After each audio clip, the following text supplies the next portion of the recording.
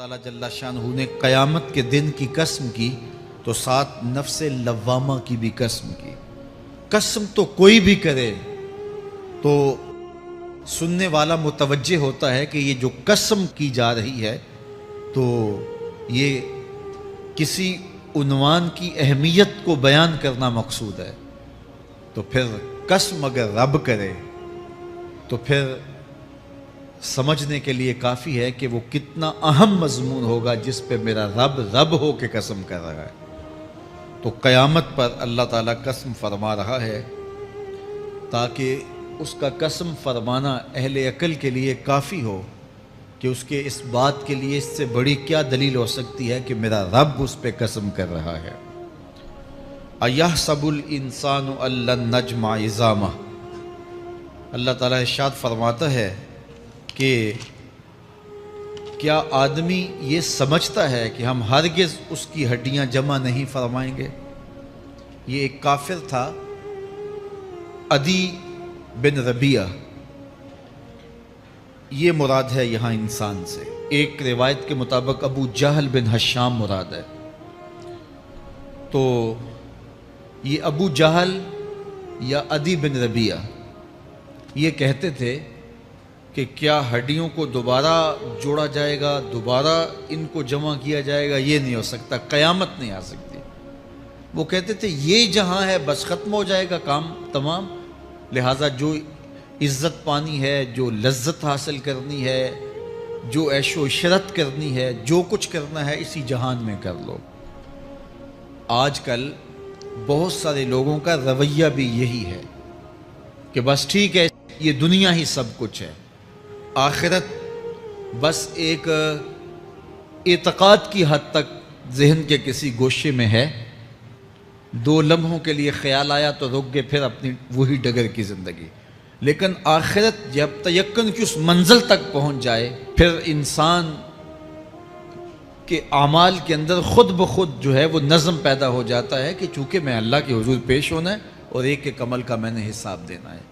تو آخرت کے بارے میں یقین کی کمزوری انسان کو جو ہے وہ گناہوں کی دلدل میں پھنسا دیتی ہے۔ اس لیے آخرت کا یقین یہ بہت ضروری ہے تاکہ ہماری زندگی میں نظم پیدا ہو اور ہم اللہ کے حضور جھکنے والے، اس کے شکر گزار بندے، اس کی اتباع کرنے والے بنیں۔ تو اب وہ کافر کہتے تھے ابن ربیعہ یا ابو جہل کہ یہ جو ہڈیاں ہیں ان ہڈیوں کو کیسے دوبارہ زندہ کیا جائے گا۔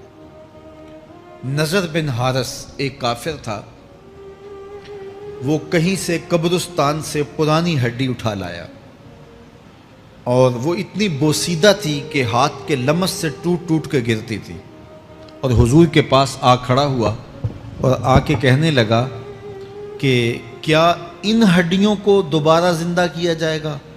کون ہے ان کو جو دوبارہ زندہ کرے؟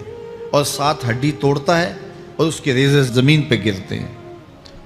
تو حضور علیہ السلام نے اللہ کی جانب سے اس کا جواب دیا۔ ذرا قرآن پڑھیے، سورہ یاسین کا آخری رکوع ہے، وَضَرَبَ لَنَا مَثَلًا وَنَسِیَ خَلْقَهُ قَالَ مَن يُحْیِی الْعِظَامَ وَهِیَ رَمِیمٌ۔ اب وہ باتیں کرنے لگ گیا ہے، اس کی زبان بولنے لگی ہے، اب کہاوتیں ہمارے لیے لاتا ہے، اور کیا کہتا ہے؟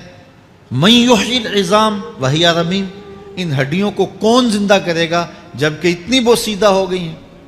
تو یہ نضر بن حارث حضور کے سامنے ہڈی لایا تھا اور توڑتا تھا اور کہتا تھا یہ ہڈیاں زندہ ہوں گی، ان ہڈیوں کو دوبارہ اٹھایا جائے گا جو اتنی بوسیدہ ہو گئی ہیں کہ ہاتھوں کا لمس بھی گوارا نہیں کرتی، اس کو دوبارہ زندہ کیا جائے گا؟ کون زندہ کرے گا؟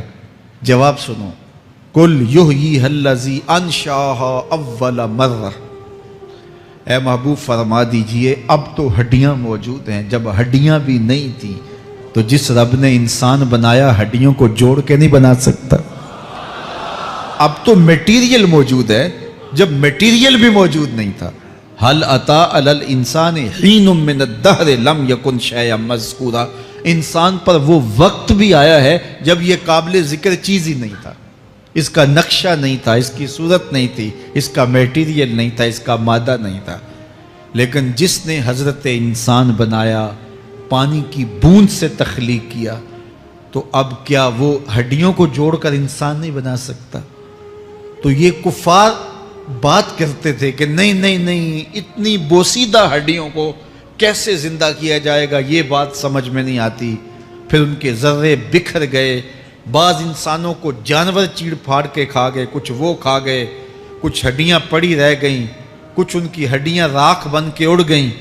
تو کیسے ہو سکتا ہے کہ ان کو دوبارہ زندہ کیا جائے، ان کے اجزاء جوڑے جائیں؟ اب یہ عدی بن ربیعہ نے بھی یہی کہا۔ اللہ ارشاد فرماتا یحسب الانسان ان نجمع عظامہ، یہ آدمی گمان کرتا ہے، کہتا ہے کیا ہڈیوں کو دوبارہ زندہ کیا جائے گا؟ اللہ فرماتا ہے کیوں نہیں، ہم اس بات پہ قادر ہیں کہ اس کے انگلیوں کے پور پور کو دوبارہ کھڑا کر دیں، اور اس کے اجزاء جو بکھرے ہوئے ہیں ان کو ہم اکٹھا کر کے دوبارہ ان کو جوڑ دیں۔ ہمارے لیے کوئی مشکل نہیں ہے، لیکن یہ اس کا خیال ہے کہ ہڈیوں کو کیسے جوڑا جائے گا۔ لیکن سورہ یاسین میں جو دلیل دی اس پہ کس قدر جو ہے وہ اشش کرنے کو جی چاہتا ہے۔ فرمایا کہ کل یحییھا الذی انشأھا اول مرہ، یہ کہتے ہیں یہ ہڈیاں کون جوڑے گا؟ کہا جب ہڈیاں بھی نہیں تھی، جس نے ہڈیاں بنائی اس کے لیے جوڑنا کیا مشکل ہے؟ تو یہ عجیب تم نے بات کی۔ تو اللہ تعالیٰ جل شانہ قیامت کے دن ہمارے وجود دوبارہ اٹھائے گا اور اپنے حضور بندوں کو کھڑا کرے گا اور ان سے سوال پوچھے گا۔ یہ نہیں ہے کہ جو مرضی کرتے گئے، ایک آدمی نے ظلم کیا، جبر کیا، زیادتیاں کی، لوگوں کا حق لوٹا، لوگوں کا مال غصب کیا، عزتیں پامال کی، اور اتنا مؤثر تھا کہ عدالتیں وہ خرید لیتا تھا، کچہریاں وہ خرید لیتا تھا، پولیس وہ خرید لیتا تھا، کوئی سے پوچھنے والا نہیں تھا، اس کی بات چلتی تھی، اس کا فون چلتا تھا، اس کا رکا چلتا تھا، عیش و عشرت کی زندگی گزاری اور مر گیا، ہزاروں کے حق غصب کر کے، ہزاروں کا مال ہڑپ کر کے، لوگوں کی آبروئیں لوٹ کے مر گیا اور قبر میں چلا گیا، بس قصہ ختم۔ اب نہ وہ اٹھے گا نہ اس سے حساب لیا جائے گا، تو پھر انصاف کہاں گیا؟ ایک عدالت ایسی ہونی چاہیے کہ جس عدالت میں اس کو بھی پکڑا جائے اور ٹکٹکی پہ باندھا جائے کہ دنیا پر تو کسی نے تجھے پکڑا نہیں، آ اس عدالت میں تیرے خلاف سلطانی گواہ بھی موجود ہیں اور تجھے گناہوں کا، جرم کا بدلہ بھی دیا جائے گا، اور منصف جو ہے وہ انصاف کرے اور ان مظلوموں کو کھڑا کیا جائے کہ دنیا پر تو تمہاری داد رسی کسی نے کی، اس دربار میں تمہاری پوری پوری داد رسی کی جائے گی۔ عقل مانتی ہے کہ ایک ایسا دربار ہونا چاہیے، ایسا احتسابی عمل ہونا چاہیے، ایک ایسی عدالت لگنی چاہیے کہ جس کا کہیں جسے انصاف نہیں ملا اس کو وہاں جا کے انصاف ملے، اور وہ دن قیامت کا دن ہے۔ اس کا یقین زندگی میں نظم پیدا کر دیتا ہے، اور تھر تھر بدن کانپتا ہے کہ آج اگر ہم مؤثر بھی ہو جائیں اور کسی کے سامنے جواب دہ نہ ہوں، لیکن ایک عدالت تو ہے جہاں ہم نے جواب دہ ہونا ہے اور اپنے ایک ایک عمل کا حساب دینا ہے۔ تو اللہ ارشاد فرماتا ہے کہ اس عدالت کے سامنے تم نے پیش ہونا ہے، تمہارے جوڑ جوڑ کو اللہ تعالیٰ دوبارہ کھڑا کرے گا اور اس کو دوبارہ تخلیق کرے گا اور پیدا کرے گا، اور تم دوبارہ کھڑے ہو جاؤ گے، اس کے حضور پیش ہوگے۔ بل یرید الانسان لیفجر امامہ، بلکہ آدمی چاہتا ہے کہ اس کی نگاہ کے سامنے بدی کرے۔ استغفر اللہ۔ یہ ایک ظالم کافر تھا، وہ حضور کی خدمت میں آیا، کہنے لگا میں نہیں مانتا قیامت آئے گی۔ حضور نے اس کو دلائل دیے، تو جب دلائل کے سامنے بے بس ہو گیا تو کہنے لگا کہ جس قیامت کی آپ بات کرتے ہیں وہ قیامت آ بھی گئی تو میں نہیں مانوں گا۔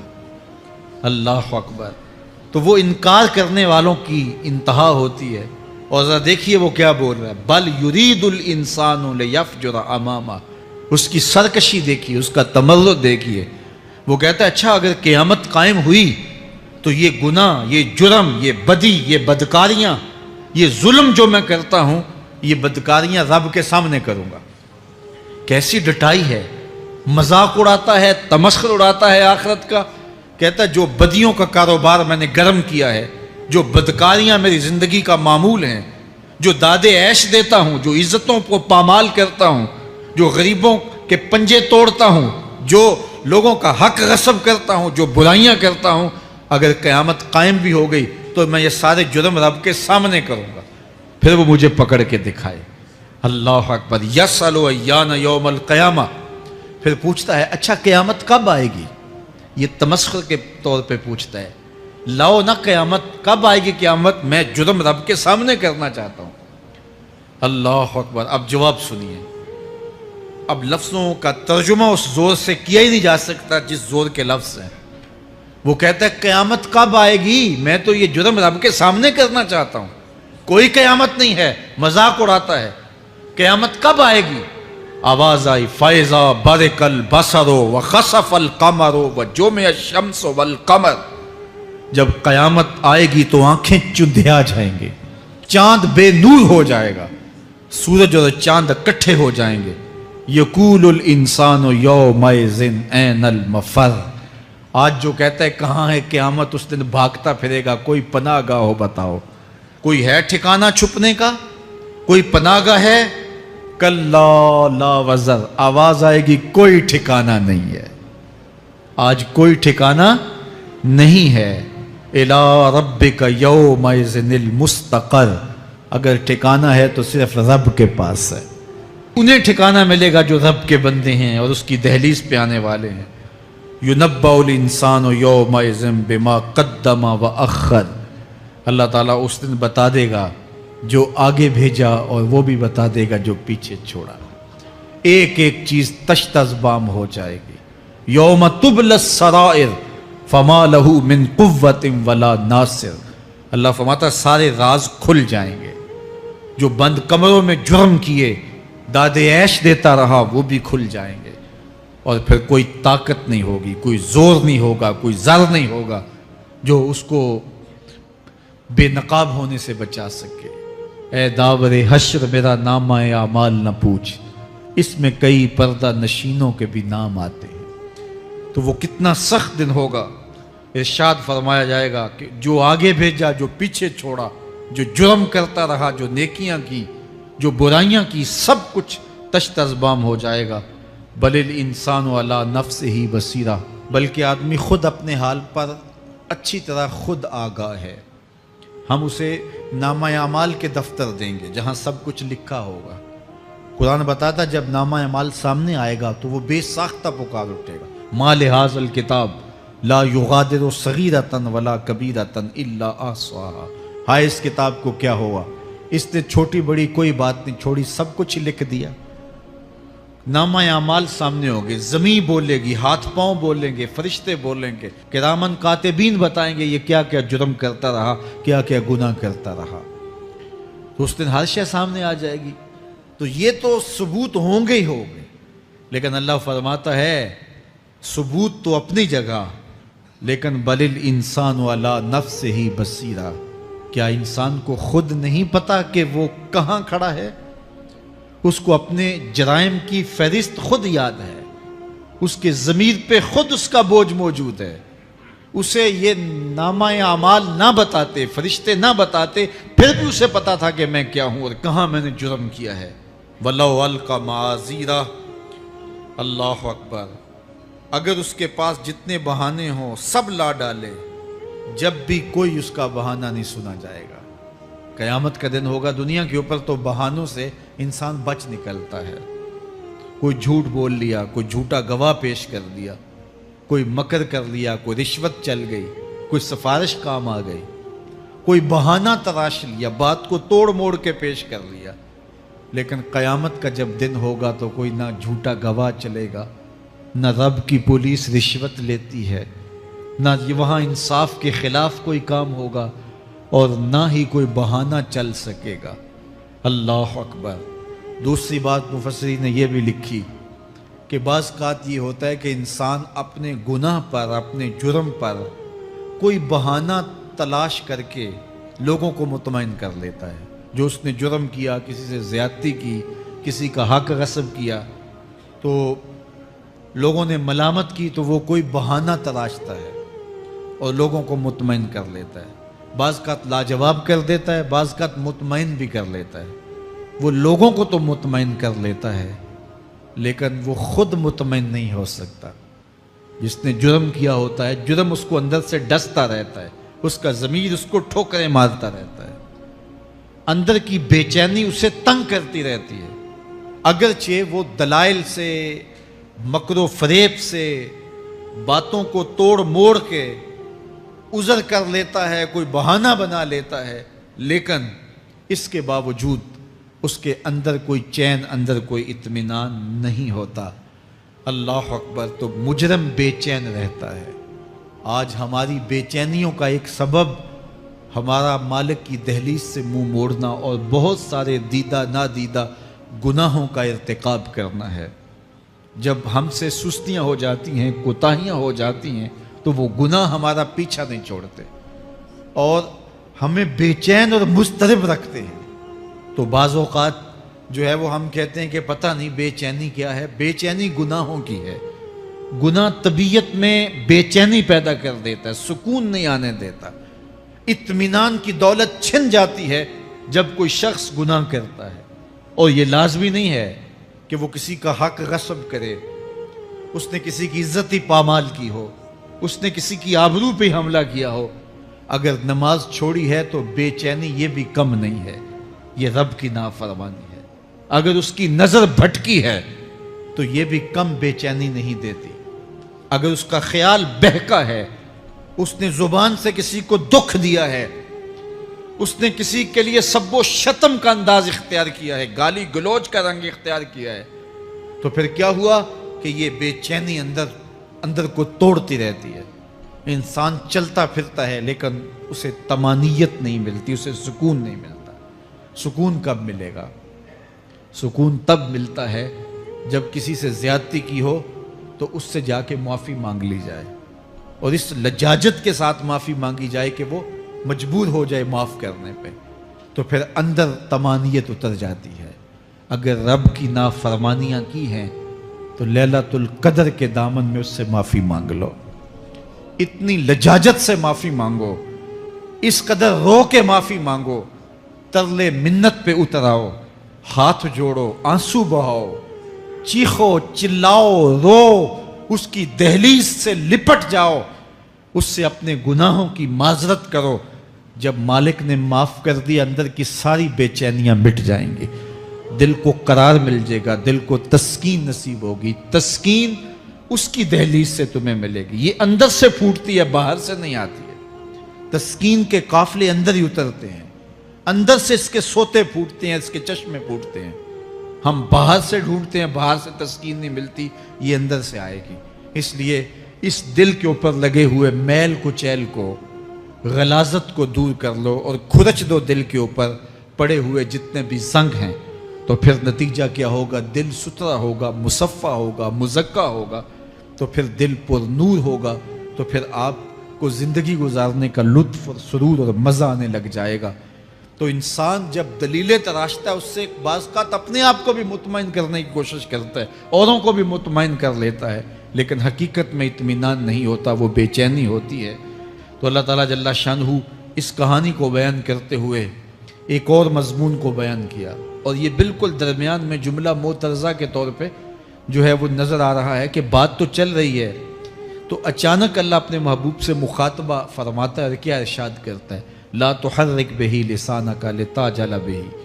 تو یہ اچانک بات کیوں آ گئی؟ اصل بات یہ تھی کہ جب وحی نازل ہوتی تو آقا کریم علیہ السلام ہمہ تن گوش ہو کے اس وحی کو سنتے، پھر اس کو محفوظ کرنے کی فکر ہوتی کہ جو میں نے سنا ہے وہ اچھی طرح مجھے یاد ہو جائے، اور پھر آقا کریم علیہ السلام کی تیسری فکر یہ ہوتی کہ اس کے جو معارف ہیں، اسرار ہیں، اور اس کے جو ثمرات ہیں، اس کی جو تفصیلات اور نکلنے والے اس کے نتائج ہیں، وہ بھی اچھی طرح جو ہے وہ میں سمجھ پاؤں۔ تو یہ تین مشقتیں بیک وقت حضور گوارا کر رہے ہوتے۔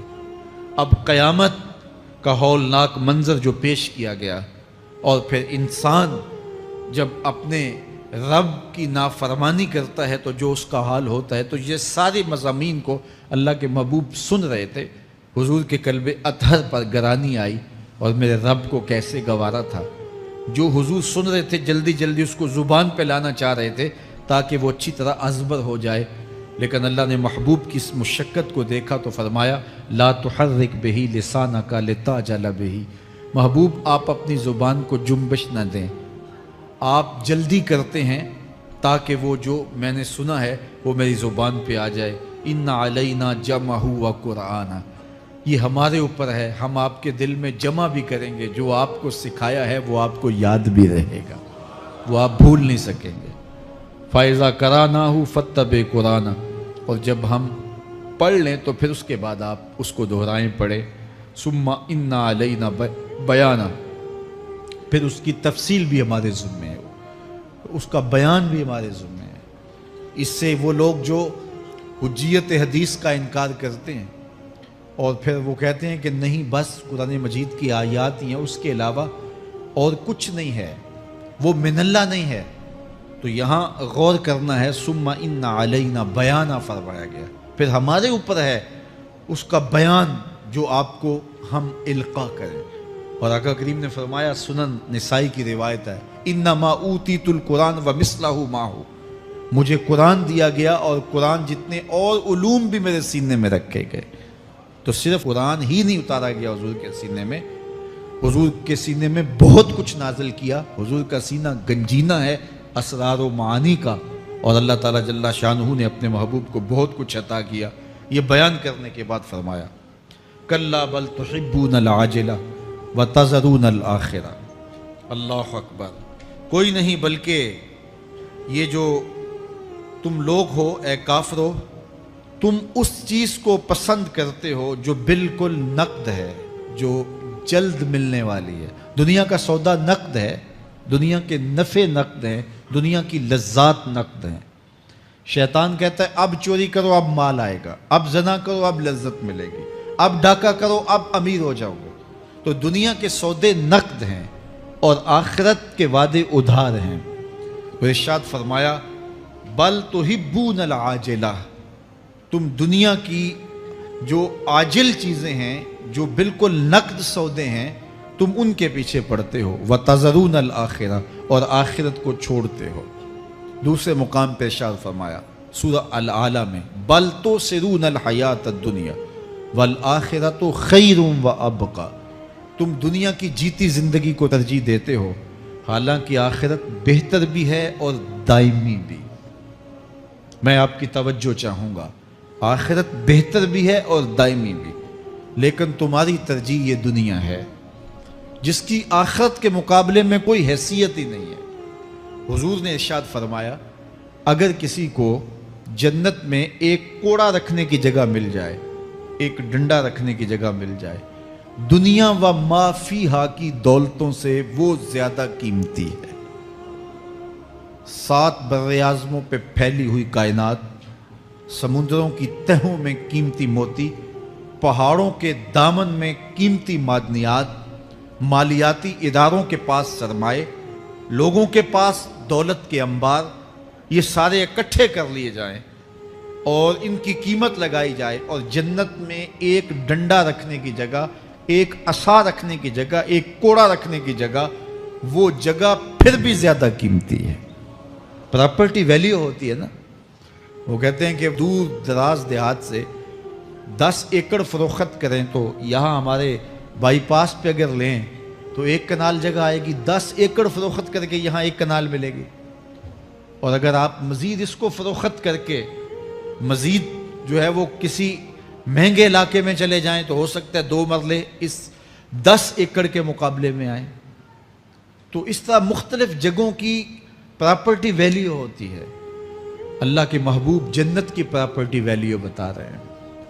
7 براعظموں پہ پھیلی ہوئی کائنات کو ایک پلڑے میں رکھیں، پوری دنیا کے اندر جو سرمائے ہیں، جو ماضی میں سرمائے لوگوں نے خرچ کر لیے، جو حال میں موجود ہیں، جو آنے والے ادوار میں لوگوں کے پاس آئیں گے، قارون کا خزانہ اور سرمائے سارے اکٹھے کر کے ایک پلڑے میں رکھ دیں، جنت میں ایک عصا رکھنے کی جگہ پھر بھی زیادہ قیمتی ہے۔ تو پھر دنیا کی آخرت کے مقابلے میں قیمت کیا ہوئی؟ دنیا کی جنت کے مقابلے میں ویلیو کیا ہوئی؟ اور جنت میں سب سے کم جگہ کس کو ملے گی؟ جو سب سے آخر میں جائے گا۔ ظاہر ہے سب سے کم جگہ اسی کے پاس ہوگی جو سب سے آخر میں جہنم کے دھکے کھا کھا کے، رگڑے سہ سہ کے پھر آخر میں جنت میں جائے گا، سب سے تھوڑی جگہ اس کے پاس ہوگی۔ حدیث پاک میں آتا ہے، بخاری میں آتا ہے، حضور نے ارشاد فرمایا کہ جب جہنم سے آخری جہنمی نکالا جائے گا تو اللہ تعالیٰ اسے پوچھے گا بتا تیری کوئی آرزو، تو وہ کہے گا مالک یہ آرزو ہے، یہ آرزو ہے، مختلف آرزوؤں بتائے گا۔ اللہ فرمائے گا لکا ما تمنیتا، جو تو نے آرزو کی جا جا تجھے میں نے عطا کر دی، اب جنت میں چلا جا۔ تو اس کی تو توقع یہ ہوگی کہ سایہ دیوار جنت میں جگہ مل جائے تو غنیمت ہے، اور اگر جنت کے اندر جاؤں تو کوئی جھونپڑا مل جائے 2 مرلے کا تو وہ بھی کافی ہے۔ لیکن اللہ اسے کتنی جگہ دے گا؟ اللہ فرمائے گا جا جنت میں، تیرے لیے جنت میں دنیا سے 10 گنا جگہ ہے۔ 7 بر اعظموں کو 10 سے ضرب دے تو کہا کہ دنیا سے 10 گنا جگہ تیرے لیے۔ اس کو یقین ہی نہیں آئے گا، وہ کہے گا اتسخر وانت الملک، میرے رب تو بادشاہ ہو کے مجھ سے مذاق کر رہا ہے؟ اللہ فرمائے گا نہیں، تیرے لیے 10 گنا جگہ ہے، اور اس کے لیے 10 گنا جگہ ہوگی جو سب سے آخر میں جنت میں جائے گا۔ میں آپ کی توجہ چاہوں گا، جو آخری جنتی ہے اس کے پاس کتنی جگہ ہوگی، کتنی پراپرٹی ہوگی؟ آج تو 2 10 20 50 مربع کسی کے پاس ہوں تو وہ اتراتا ہوا چلتا ہے کہ میں اتنا بڑا ذمہ دار ہوں۔ جنت میں آخری جنتی کی جگہ کتنی ہوگی؟ دنیا سے 10 گنا جگہ۔ تو داتا گنج بخش علی حجویری کی جاگیروں کا عالم کیا ہوگا؟ بابا فرید الدین گنجے شکر کی جاگیروں کا عالم کیا ہوگا؟ پھر اصحاب رسول کی جاگیروں کا عالم کیا ہوگا؟ قیمتی کتنی جگہ کہ ایک ڈنڈا رکھنے کی جگہ مل جائے، دنیا و ما فیہا سے وہ قیمتی، اور وہ قیمتی جگہ دنیا سے 10 گنا جگہ اس کو دی جائے گی جو سب سے آخر میں جائے گا۔ تو مجھے بتائیے اس سے بڑا بے وقوف کوئی ہے جو آخرت کو برباد کر کے دنیا کا سودا کرتا ہے؟ بل توسرون الحیات الدنیا والآخرۃ خیر وابقا، کہا آخرت بہتر بھی ہے اور دائمی بھی ہے، نہ ختم ہونے والی زندگی ہے۔ تو یہاں بھی ارشاد فرمایا کلا بل تحبون العاجلہ وتذرون الآخرہ، تم نقد کے پیچھے دوڑتے ہو، آخرت جو ادھار ہے اس کی پرواہ نہیں کرتے ہو۔ یہ نقد تمہیں مل بھی جائے، پہلی تو بات ہے ملتی نہیں ہے، دنیا تمہارے آگے بھاگتی ہے اور تم پیچھے بھاگ رہے ہو۔ کچھ حصہ تمہیں مل بھی گیا تو وہ کتنے سالوں کے لیے؟ 60 سال 70 سال، یہ تو بڑی لمبی زندگی ہے۔ ہمارے ہاں 45 سال ایوریج نکالی گئی ہے۔ 60 سال بھی کوئی جی لے، 70 سال بھی کوئی جی لے، کیا حیثیت ہے آخرت کے مقابلے میں؟ آخرت کا ایک دن یوم حشر قرآن بتاتا ہے 50,000 سال کا ہوگا۔ 50 سال کا نہیں، 50-100 سال کا نہیں، 50,000 سال کا ایک دن۔ پھر اس کے بعد نا ختم ہونے والی زندگی، مینڈے کی شکل میں موت کو بھی ذبح کر دیا جائے گا، موت کو بھی موت آ گئی، اب موت نہیں ہے، نا ختم ہونے والی زندگی۔ اور جو جنت میں چلا گیا سب سے آخر میں جانے والے کی یہ جائیدادیں۔ تو اصل زندگی تو آخرت کی زندگی ہے۔ کلا بل تحبون العاجلہ وتذرون الآخرہ، یہ تو ایک سودا ہے۔ اب اللہ تعالیٰ ایک اور چیز بتا رہا ہے، ذرا غور کیجئے۔ دنیا کی محبت دل میں ایسی پیدا ہو گئی کہ ہمیں سال کے بعد ماہ سیام میں مسجد میں آنا نصیب ہوتا ہے، اور ہم اپنی ہی دنیا میں مگن ہیں کہ یہی دنیا سب کچھ ہے۔ یہ کائنات بھی دیکھو، میرا رب بیان کر رہا ہے وجوہ یومئذ ناظرہ الی ربہا ناظرہ۔ وہ دن جب آئے گا تو جب بندے اس کے حضور حاضر ہوں گے جنہوں نے اپنی زندگی حزم و احتیاط سے گزاری ہوگی، رب کی اتباع میں، فرما برداری میں، اس کے حکموں کو پورے کرتے بسر کی ہوگی، پھر ان کو صلہ کیا ہوگا؟ اللہ فرمایا کچھ چہرے ہوں گے جو تر و تازہ ہوں گے، کھل کے گلاب ہو جائیں گے، چہرے منور اور تابہ ہوں گے۔ یہ اتنے کھلے کیوں ہوں گے؟ چہرے گلاب کیوں ہوں گے؟ الی ربہا ناظرہ، اس لیے کہ رب کا دیدار نصیب ہوگا۔ رب کا دیدار نصیب ہوگا تو چہرے کھل جائیں گے اور چہرے شگفتہ ہو جائیں گے، چہرے تر و تازہ ہو جائیں گے۔ یار کوئی پرانا دوست مل جائے اور آپ سخت صدمے کے ماحول میں ہوں تو اچانک اسے دیکھ لیں تو آپ کا چہرہ کھل جاتا ہے اور آپ کا چہرہ گلاب بن جاتا ہے، تو پھر کیا منظر ہوگا؟ دنیا کے تھکے ہوئے لوگ जंगों के सताए हुए लोग, बदर, ओहद, हुनैन और करबला की सख्तियां गवारा किए हुए लोग, तहज्जुद के अंदर लंबा कयाम करके रातों की तन्हाइयों के थके हुए लोग, हलाल खाया हराम नहीं खाया और दुनिया से पीछे रह गए, दुनिया आगे चली गई और ये हलाल की तलाश में बज़ाहिर पीछे रह गए।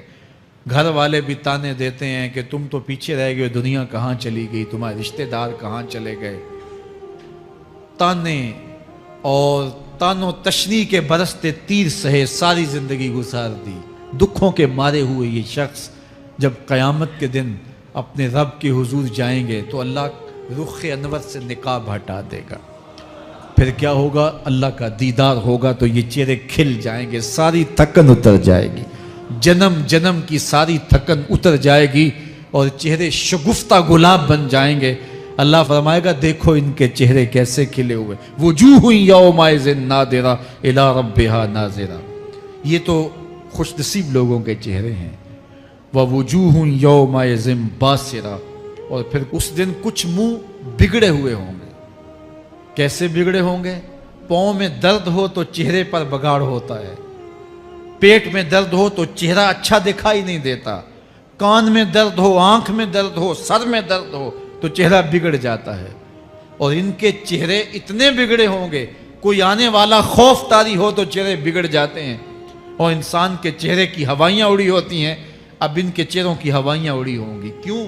कुरान बताता है तज़ुन्नु अन युफ़अला बिहा फ़ाक़िरा, ये डर रहे होंगे कि हमारे साथ अब जो सलूक होने वाला है वो कमर की हड्डी तोड़ देगा। हमने रब के हुक्मों को तोड़ा, हमने परवाह ही नहीं की। हम समझे दुनिया में आए हैं तो हमारी दुनिया है, आवारा हों, ख्वाहिशात नफ्स के मुताबिक जिंदगी गुजारें, आंखें बेहयाई में लगी रहीं, सोचें आवारगी में लगी रहीं, कान नगमे सुनते रहे, जुबान झूठ बकती रही, जुल्मो जबर का बाजार गर्म रखा, इस्मतें इज्जतें पामाल करता रहा, लोगों का माल लूटता रहा, हक गसब करता रहा, कलेजी और दिल चीरता रहा, लोगों को जख्मी करता रहा, लोगों के जज्बात से खेलता रहा। परवाह नहीं की कि ये दुनिया है, इम्तिहान गाह है, चंद दिनों के लिए आए हैं, अल्लाह के हुजूर पेश होना है, अमलों का हिसाब होना है। अब जब वो देखेंगे कि हमारे साथ क्या होने वाला है तो उनके चेहरे पहले बिगड़ जाएंगे। क्यों? वो गुमान करेंगे कि उनकी रीढ़ की हड्डी तोड़ दी जाएगी। ऐसे अजाब आएंगे जिस तरह किसी की रीढ़ की हड्डी टूट जाए तो उसका चेहरा शगुफ्ता गुलाब तो नहीं होता, उसका चेहरा जो है वो तो किस कदर मुरझाया हुआ होता है। तो अल्लाह इरशाद फरमाता है इस तरह इनके चेहरे होंगे। अभी अजाब आया नहीं है लेकिन चेहरे पहले उतरे हुए होंगे और जब अजाब की भट्टी में डाले जाएंगे, अल्लाह अकबर। और वो सख्त अजाब, हुजूर ने जिब्रील अमीन से पूछा मुझे जहन्नुम के अजाबों का जिक्र सुनाओ। अर्ज़ की हुजूर सबसे हल्के अजाब की कहानी सुनाता हूँ, और वो ये कि जहन्नुमी के पाँव में आग का जूता रखा जाएगा, बाकी पूरा बदन उसका सलामत होगा। ये सबसे हल्के अजाब की कैफियत है। अब पाँव में आग का जूता होगा, हिद्दत, गर्मी, शिद्दत इतनी होगी कि दिमाग पिघल के नाक और कानों के रास्ते से बाहर आ जाएगा। पाँव में रखे हुए जूते की गर्मी दिमाग को ऐसे चढ़ेगी कि वो पिघल जाएगा और नाक और कानों के रास्ते से बाहर आ जाएगा। तो अल्लाह के अजाब के खौफ से चेहरे बिगड़ जाएंगे, हालत सलामत नहीं रहेगी। ये बात ज़हन में रखें कि अल्लाह जिसको जहन्नुम में डालेगा उसको इस सूरत में नहीं डालेगा, ये मुहम्मदी सूरत है। ये शक्ल उसकी छीन ली जाएगी और उसकी शक्ल बड़ी कर दी जाएगी। उसका एक एक दांत ओहद पहाड़ जितना होगा। ओहद पहाड़ का फैलाव 15 किलोमीटर पे है। 15 किलोमीटर का एक दांत और 32 दांत कितने होंगे तो मुंह कितना बड़ा होगा। उसको इतना बड़ा इसलिए किया जाएगा ताकि वो अजाब की तकलीफ ज्यादा सहे। 70-70 गज मोटी खाल होगी और खाल जल जाएगी तो अल्लाह कुरान में फरमाता है हम नई खाल दे देंगे ताकि अजाब की तकलीफ इसको गवारा करनी पड़े। फिर चीखेगा, चिल्लाएगा, हाय मुझे पानी दो, पानी दो, प्यास की शिद्दत है। 70 साल तक तो उसकी कोई आवाज ही नहीं सुनेगा। 70 साल के बाद दारोगा जहन्नम चीख कर कहेगा क्या मांगता है? वो बोलेगा मुझे पानी चाहिए। कहा जाएगा तो अभी मिलता है पानी। फिर दारोगा जहन्नम उसे पानी देगा, कोका कोला की बोतल देगा या पेप्सी थमा देगा। یا منرل واٹر کی بوتل دے گا؟ نہیں، قرآن بتاتا ہے اسے مائے حمیم دیا جائے گا، کھولتا ہوا پانی، اور وہ اتنا گرم ہوگا جب پینے کے لیے چہرے کے قریب کرے گا اس سے اٹھتی ہوئی بھاپ کی وجہ سے چہرے کی کھال ادڑ کے اس کے اندر گر پڑے گی، لیکن اس کے باوجود اس کو پینا پڑے گا۔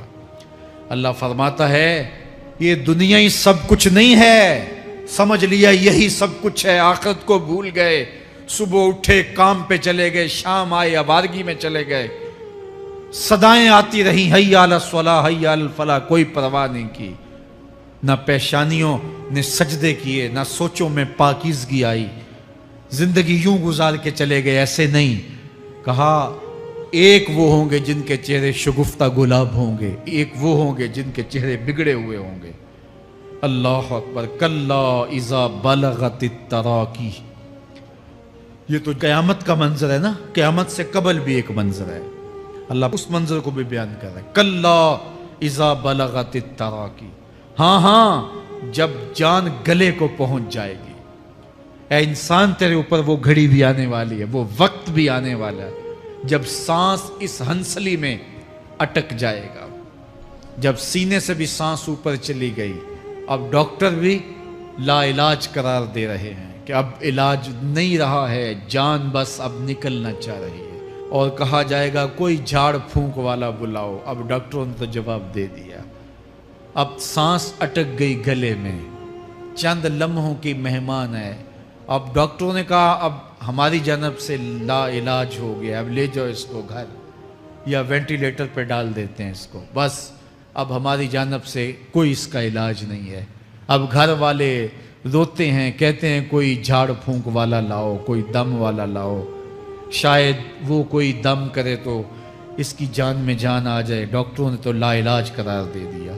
وَظَنَّ عَنَّهُ الْفِرَاقُ، اللہ فرماتا ہے یہ تو جھاڑ پھونک والے کو ڈھونڈ رہے ہیں، لیکن جس کی سانس یہاں اٹکی ہے وہ سمجھ گیا ہے اب موت آ گئی ہے، اس کو یقین ہو گیا ہے کہ اب موت کے لمحے آ گئے ہیں، اب میں بچ نہیں پاؤں گا، اب آنکھیں تاڑے لگی ہوئی ہیں، وَالْتَفَّتِ السَّاقُ بِالسَّاقِ، پنڈلی پہ پنڈلی چڑھ رہی ہے، جب موت آ جاتی ہے تو پھر پنڈلی سے پنڈلی لپٹ جاتی ہے، اس کو پھر جدا کرتے ہیں، اور جدا کر کے دونوں انگوٹھے باندھ دیتے ہیں تاکہ پنڈلی کے اوپر پنڈلی نہ چڑھے۔ اللہ وہ منظر بیان کرتا ہے، صاحب یہ وقت آنے والا ہے جب دونوں انگوٹھے باندھ دیے جائیں گے، جب ناک میں روئی ٹھونس دی جائے گی، جب چٹے لباس میں کفن دیا جائے گا، جب غسال کے سامنے بے بس پڑے ہوں گے، وہ چاہے یہ بازو اٹھائے چاہے یہ بازو اٹھائے، گرم پانی ڈالے یا سرد پانی ڈالے، جب بس پڑے ہوئے ہوں گے جو ہے وہ غسل دینے والوں کے، اور ناک میں روئی ہوگی اور دونوں انگوٹھے آپس میں بندھے ہوں گے، یہ محل، یہ ماڑی، یہ کوٹھیاں، یہ بنگلے جس کو سویر شام لگ کے حلال حرام کی تمیز کیے بغیر بنایا تھا، غوث اعظم رضی اللہ تعالیٰ عنہ بولے مکان بنا رہا ہے بسیں گے اور حساب تو جا کے دے گا، اور یہ تو ایک رات بھی تجھے اس گھر کے اندر نہیں رکھیں گے کہ چلو ایک رات مہمان رکھ لیں، کہتے ہیں نہیں نہیں مہمانوں نے بھی جانا ہے تو جلدی کرو اس کو سپرد کراؤ، وہ تو تیرا لباس بھی پھاڑ کے اتاریں گے، خود غسل دینے کے لیے تیار بھی نہیں ہے، تجھ سے خوف آنے لگا ہے، جاندی واری ڈرونا بنے ہوتے ہاتھ نہ لاندے ڈر دے، جنہ لئی تو پاپ کمائے اج کتھے نہیں تیرے کر دے، آج تو وہ تیرے ساتھ تجھے غسل دینے کے لیے آمادہ نہیں ہے۔ وَالْتَفَّتِ السَّاقُ بِالسَّاقِ، جب پنڈلی پہ پنڈلی چڑھنے لگ جائے گی، إِلَىٰ رَبِّكَ يَوْمَئِذٍ الْمَسَاقُ، اس دن تیرے رب کی طرف ہی لوٹ کے جانا ہے۔ فَلَا صَدَّقَ وَلَا صَلَّىٰ، اس نے نہ تو سچ مانا اور نہ نماز پڑھی، وَلَٰكِنْ كَذَّبَ وَتَوَلَّىٰ، ہاں جھٹلایا اور منہ پھیر کے چل پڑا۔ ثُمَّ ذَهَبَ إِلَىٰ أَهْلِهِ يَتَمَطَّىٰ، پھر اپنے گھر کو اکڑتا ہوا چلا۔ اولا لک فاولا ثم اولا لک فاولا، تیری خرابی آ پہنچی، ہاں تیری خرابی آ پہنچی۔ ایحسب الانسان ان یترک سدی، انسان دنیا میں یہ گمان کرتا ہے اس کو سدا چھوڑ دیا جائے گا۔ سدا عربی میں ایسے اونٹ کو کہتے ہیں جس کی مہار کسی کے ہاتھ میں نہ ہو، شترے بے مہار، جہاں مرضی جس گھاٹ سے چاہے پانی پیے، جہاں سے مرضی چارہ لے، تو شتر بے مہار کو کہتے ہیں سدا۔ تو یہ انسان بھی گمان کرتا ہے کہ میں بھی سدا ہوں، مجھے کوئی کیوں پوچھے، میرے جذبات پہ کوئی کیوں قدغن لگائے، مجھے کیوں روکے کوئی۔ بالخصوص جوانی کے ایام کے اندر جوان کو بڑا ہوتا ہے کہ کوئی مجھے کیوں، وہ تو ماں باپ کے کہنے میں بھی نہیں آنا چاہتا، وہ کہتا ہے کیوں مجھے روکتے ہیں، میری جوانی ہے، میرے جذبات ہیں، مجھے آزادی سے جینے دو، کیوں میرے راستے میں رکاوٹ بنتے ہو، میں سدا ہوں۔ اللہ فرماتا ہے نہیں، ایک اونٹ تو سدا ہو سکتا ہے، جس کو میں نے اشرف المخلوقات بنایا ہے اس کو تو سدا نہیں چھوڑوں گا، اس کو تو پابند بناؤں گا حکام کا۔ اب وہ کہتا ہے کہ نہیں نہیں، یہ کیسے دوبارہ اٹھائے جائیں گے؟ اب دوبارہ وہی بات پھر آ گئی، الم یک نطفۃ من منی یمنا۔ اللہ فرماتا ہے ایک بوند تھی نا، پانی کا ایک قطرہ تھا جو رحم مادر میں رکھا گیا، ثم کان علقہ، پھر وہ پانی کا قطرہ لوتھڑا بنا، فخلق فسوی، پھر اللہ نے اسے پیدا فرمایا اور پھر ٹھیک ہموار کیا، فجعل منہ الزوجین الذکر والانثی، پھر اس سے وہ جوڑ بنائے، کوئی مرد بنایا کوئی عورت بنائی۔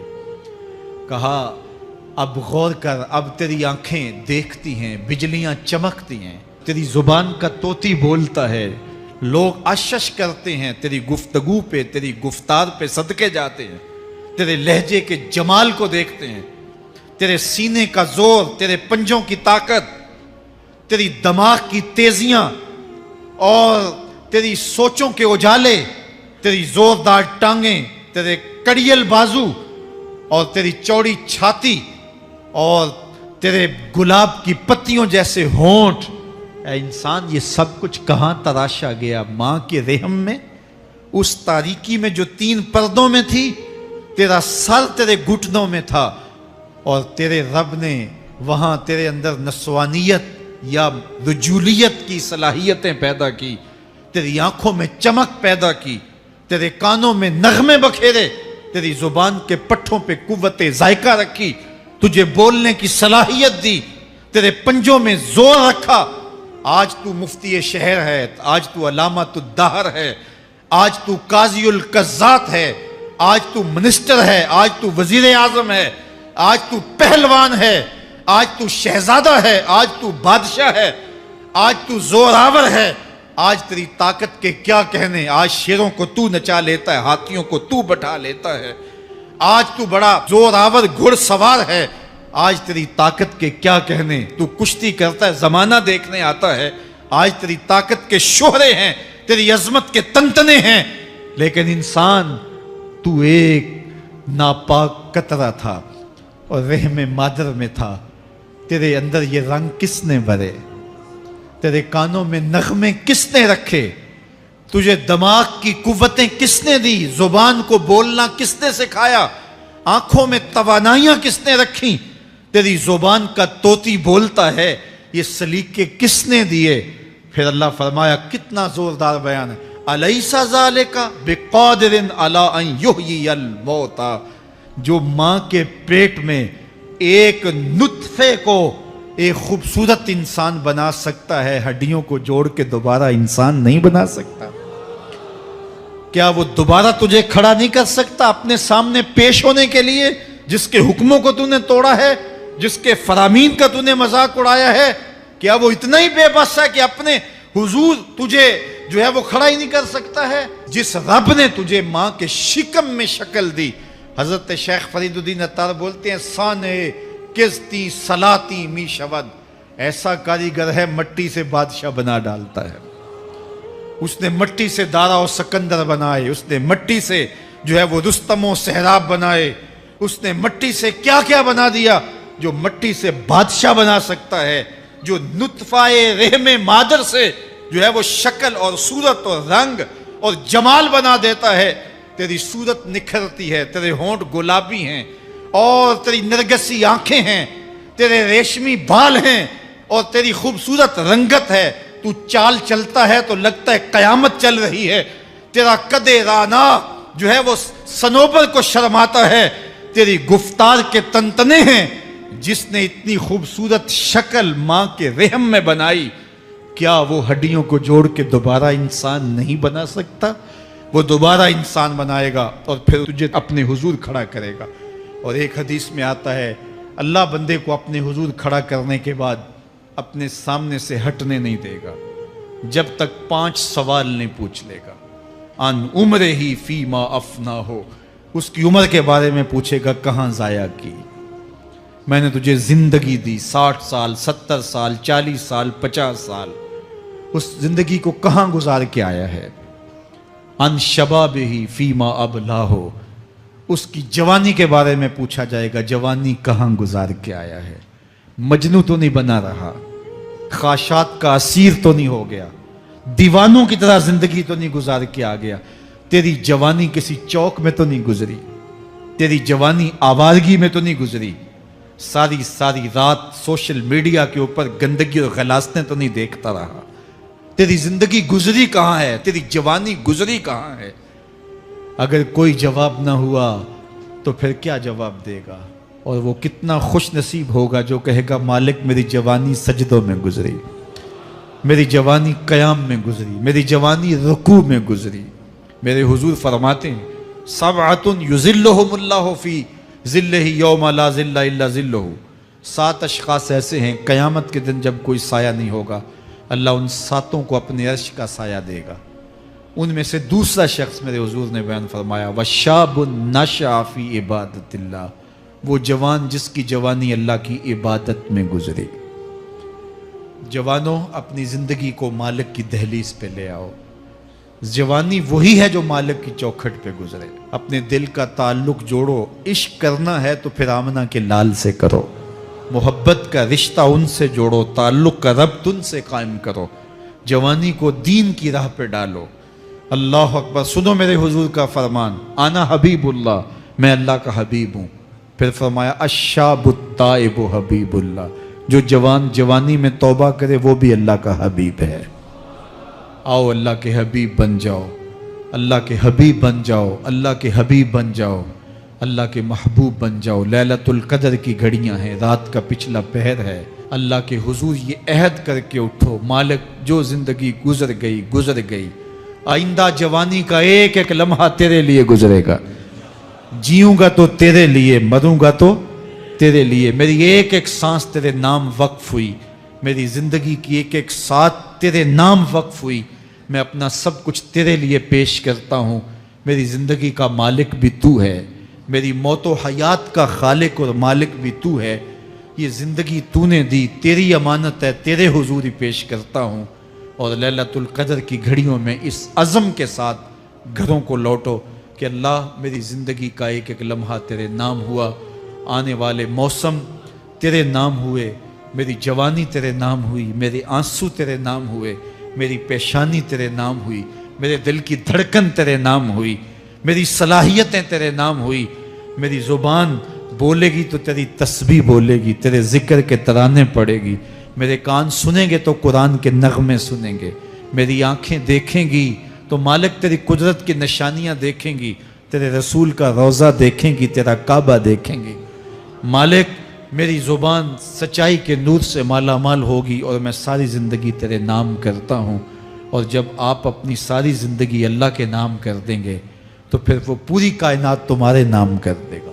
کی محمد سے وفا تو نے تو ہم تیرے ہیں، یہ جہاں چیز ہے کیا لوح و قلم تیرے ہیں۔